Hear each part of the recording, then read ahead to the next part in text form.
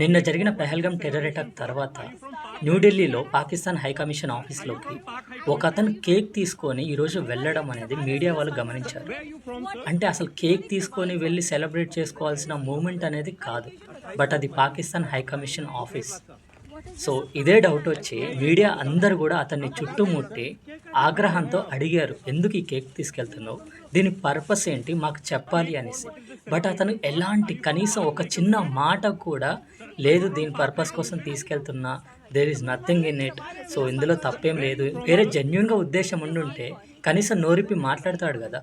కానీ అలాంటిది ఏం చెయ్యకుండా సైలెంట్గా ఉండి వాళ్ళు ఎన్ని క్వశ్చన్స్ అడిగినా సరే తప్పించుకోవడానికి ట్రై చేశాడు. ఇంకా ఈ వీడియోలో మీరే చూడండి ఎంత ఎస్కేప్ అవ్వడానికి ట్రై చేస్తున్నాడో.